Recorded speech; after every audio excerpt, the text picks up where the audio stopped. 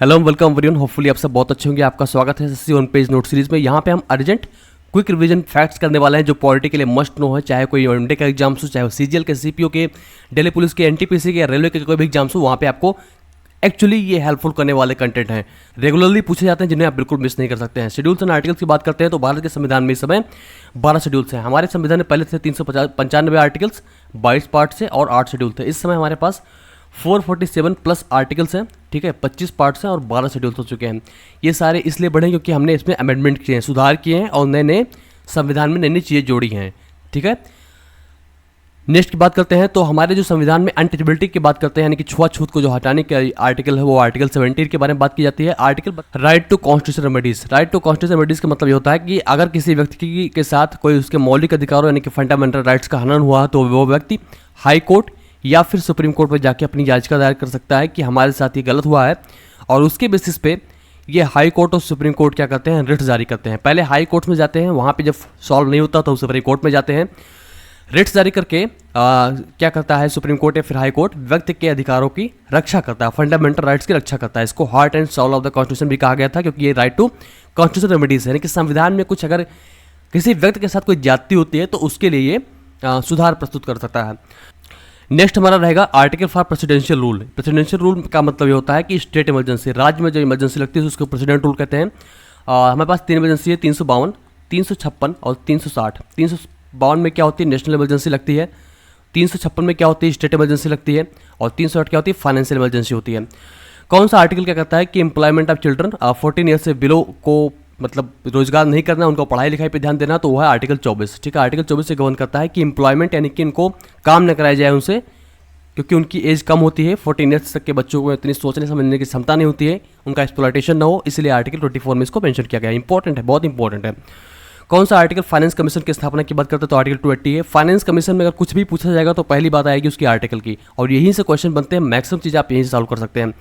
Finance commission का उद्देश्य क्या होता है कि यूनियन और स्टेट्स में टैक्सेस का बंटवारा करे, ठीक है। जब यूनियन गवर्नमेंट टैक्सेस इकट्ठा करती है पूरे राज्यों से, पूरे देश से, तो वो पैसे जब इकट्ठा हो जाते हैं तो उसको कुछ पैसे राज्यों को भी वापस करने होते हैं। ये डिसाइड करता है फाइनेंस कमीशन। राज्यों में आपस में कितना बांटना ये भी फाइनेंस कमीशन डिसाइड करता है। और इस समय जो हमारे फाइनेंस कमीशन, जो हमारा 15th फाइनेंस कमीशन है, उसके जो चीफ हैं वो हैं एनके सिंह। अभी हमारा शुरू होने वाला है 2026 से 2031 तक के लिए जो हमारा सत्र है, उसमें होगा हमारा 16 फाइनेंस कमीशन होगा, और उसके जो चीफ होंगे वो होंगे डॉक्टर अरविंद पनगड़िया, जो कि वाइस चेयरमैन थे नीति आयोग के इसके पहले। तो डॉक्टर अरविंद पनगड़िया हमारे 16 फाइनेंस कमीशन को डील करेंगे, ये क्वेश्चन बनता है। 15 का फाइनेंस कमीशन जो करंट में चल रहा है उसके हमारे एनके सिंह हैं, और फाइनेंस कमीशन का काम होता है कि स्टेट और यूनियन के बीच में टैक्सेस का बंटवारा, पैसे का बंटवारा, और जो गरीब राज्य हैं उनको ग्रांट इन एड दिलवाया जाए। नेक्स्ट आते हैं फंडामेंटल राइट एंड ड्यूटीज़ की बात करते हैं। तो टोटल फंडामेंटल ड्यूटीज़ हमारे कॉन्स्टिट्यूशन में कितनी है, 11 हैं, ठीक है। पहले 10 थी, बाद में 11 कर दी गई। 11वीं कौन सी आई इसके बारे में बात करेंगे आपसे। 11वीं फंडामेंटल ड्यूटीज़ हमारी ऐड की गई थी 2002 में 86वें संविधान संशोधन में। इसका उद्देश्य था कि पेरेंट्स या फिर गार्जियन अपने बच्चों को शिक्षा देंगे अगर उनकी एज 6 से 14 साल के बीच में है, ठीक है। तो ये पेरेंट्स और गार्जियन के बीच का मतलब उनके ऊपर एक जिम्मेदारी है कि अपने बच्चों को शिक्षा दें 6 से 14 साल के बच्चों के लिए। फंडामेंटल राइट्स और फंडामेंटल ड्यूटीज़ में क्या अंतर है कि फंडामेंटल ड्यूटीज़ वॉलंटरी नेचर के होते हैं। इनमें व्यक्ति को अपने इच्छा से करना होता है, जो एक तरह से पैट्रियटिज्म और बहुत सारी अपनी मोरल रिस्पॉन्सिबिलिटी के अनुसार काम करना होता है। फंडामेंटल और एक बात और कहना चाहूँगा कि फंडामेंटल ड्यूटी एक सिटीजन की अपनी खुद की उत्तरदायित्व होता है कि देश के प्रति ऐसा ऐसा कार्य किया जाए जो कि अच्छा काम हो। फंडामेंटल राइट्स क्या होता है कि कोर्ट में जस्टिफाइबल होता है। अगर किसी भी फंडामेंटल राइट्स का हनन होना तो उसमें कोर्ट्स में जाके हम उसमें क्लेम कर सकते हैं, जो कि रिट्स कोर्ट जारी करता है, जैसा कि हमने अभी यहाँ पे पढ़ा था। फिर आता है हमारा कि पॉलिटिकल एंड इलेक्शंस की बात क्या होती है। तो मिनिमम एज क्या होती है इलेक्शन, राज्यसभा की 30 साल होती है, लोकसभा की 25 साल होती है, लेजिस्लेटिव असेंबली की 25 साल होती है, ठीक है। और कौन सा अमेंडमेंट क्या कहता है कि एंटी डिफेक्शन लॉ लेके आया था, तो वो था 52वां संविधान संशोधन 1985। इसका उद्देश्य क्या होता है कि अगर कोई पार्टी एक्स है और वहाँ पे ए आदमी ने मेंबरशिप ले रखी है उसकी, और उस पार्टी से वो चुनाव जीत जाता है, तो जीतने के बाद वो पार्टी वाई में नहीं जाए, वो सिर्फ एक्स से ही जुड़ा रहे, क्योंकि एक्स से उसने पार्टी मेंबरशिप ली थी और वहीं से वो जीता था। इसी को एंटी डिफेक्शन लॉ कहते हैं। दल बदलू नेताओं को रोकने के लिए है। पहले इलेक्शन कमिश्नर कौन थे, होते सुकुमार सेन जी थे। बहुत इंपॉर्टेंट क्वेश्चन है। और इस समय हमारे हैं श्री ज्ञानेश कुमार, जो कि करंट चीफ इलेक्शन कमिश्नर हैं और 26वें चीफ इलेक्शन कमिश्नर हैं। जुडिशरी लीगल एडवाइस की बात करते हैं तो फर्स्ट वुमेन जज कौन थी सुप्रीम कोर्ट की, वो थी फातिमा बीवी और 1989 में थी। और कौन सा केस जो बेसिक स्ट्रक्चर डॉक्ट्राइन को इस्टेब्लिश करता है वो था Kesavananda Bharati versus state of Kerala 1973। Year भी बहुत इंपॉर्टेंट है। इसमें क्या था कि संविधान को आप मॉडिफाई कर सकते हैं, संविधान में आप कुछ भी बदल सकते हैं, लेकिन संविधान का जो मूल आइडिया है, जो कुछ कहना चाह रहा है, जो हितों के लिए है, लोगों के लिए, we the people of India के लिए, उसको नहीं बदला जा सकता है। ठीक है, आप बदलाव कुछ भी करेंगे, उसके मोरल आइडिया को आप नहीं बदल सकते, बेसिक कोर को नहीं बदल सकते हैं, उसी को कहते हैं बेसिक स्ट्रक्चर डॉक्ट्राइन। चेयरमैन कौन थे डॉक्टर ड्राफ्टिंग कमेटी के थे, वो डॉक्टर भीमराव अंबेडकर जी थे। और BN राव जो थे वो थे constitutional adviser to constitutional assembly, बहुत ही इंपॉर्टेंट रोल उनका था। उसके बाद हम चलते हैं कुछ और इंपॉर्टेंट चीज़ों के बारे में। काउंसिल ऑफ मिनिस्टर्स की बात करते हैं तो minimum strength of council of ministers पर कॉन्स्टिट्यूशन कितनी थी, 15% ऑफ द लोकसभा सीट होती है। अगर लोकसभा सीट 552 है इस समय, तो उसका 15% ही काउंसिल ऑफ मिनिस्टर में हिस्सा लेंगे। ठीक है, और इसमें PM का भी पोस्ट शामिल होगा। काउंसिल ऑफ मिनिस्टर्स में क्या होता है कि सबको मिनिस्टर नहीं बनाया जा सकता है। अगर मान लो पार्टी की 300 सीटें जीत के जा रही हैं तो 300 को भी मिनिस्टर नहीं बनाते हैं। इसमें हम 15% रखेंगे ताकि एक्स्ट्रा खर्चे को रोका जा सके। सिर्फ वही मिनिस्टर बने कि जहाँ जहाँ क्रिटिकल पोस्ट है, जहाँ जहाँ जरूरी हमारे डिपार्टमेंट है, जितने मंत्रालय हैं। फिर आते हैं हम सिटीजनशिप और लैंग्वेज की बात करते हैं तो भारतीय संविधान में क्या होता है कि पार्ट 2 बताता है हमारा कॉन्स्टिट्यूशन में, जो कि सिटीजनशिप के बारे में है, आर्टिकल 511। ये पहला इंपॉर्टेंट पॉइंट हो गया। दूसरा क्या होती है, डुअल सिटीजन हमारे पास नहीं है, ये दूसरा इंपॉर्टेंट पॉइंट हो गया। हमने इसको ब्रिटिश कॉन्स्टिट्यूशन से लिया था कि सिंगल सिटीजनशिप होगी। भारत का देश का नागरिक कोई अगर अमेरिका के सिटीजनशिप लेता है तो भारतीय नागरिक वो नहीं रह जाएगा।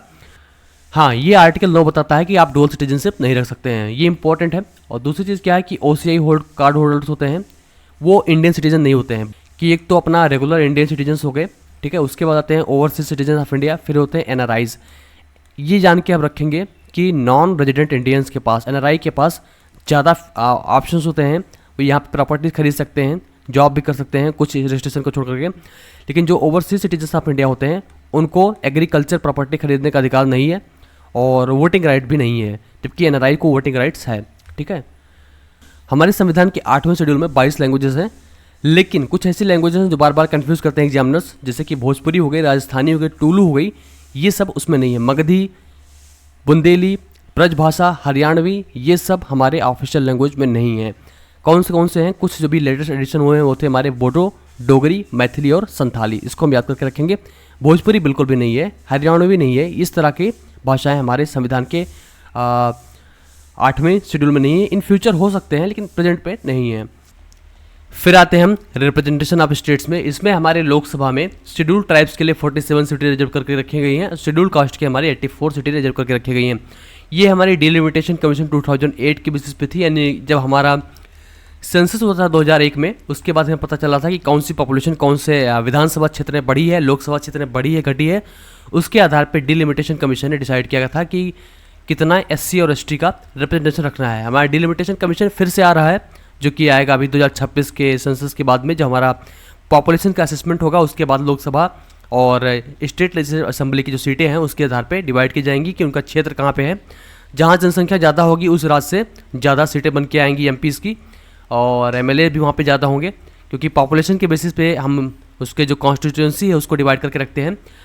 फिर हम बात करते हैं कि कौन सा स्टेट था जो लिंग्विस्टिक बेसिस बना था, यानी कि भाषा के आधार पर कौन सा राज्य बनाया गया था, तो वो था आंध्र प्रदेश। 1953 बनाया गया था, जहाँ पे जितनी ज़्यादा भाषाएं बोली गई थी उसको उस क्षेत्र को बना करके एक राज्य बना दिया गया था, वो था। उसी के बेसिस पे हम लिंग्विस्टिक बेसिस पे डिवीजन कहते हैं। ये स्टेट रीऑर्गेनाइजेशन कमीशन के बेसिस पे हुआ था, रिकमेंडेशन के बेसिस पे हुआ था, जिसमें भाषा के आधार पर आंध्र प्रदेश को पहली बार राज्य बनाया गया था। होपफुली आपको वीडियो अच्छा लगा होगा। प्लीज़ वीडियो को लाइक कर लें, दोस्तों में शेयर कर दें और चैनल को सब्सक्राइब बिल्कुल करना भूलें। कोई डाउट या फीडबैक हो तो जरूर शेयर करें।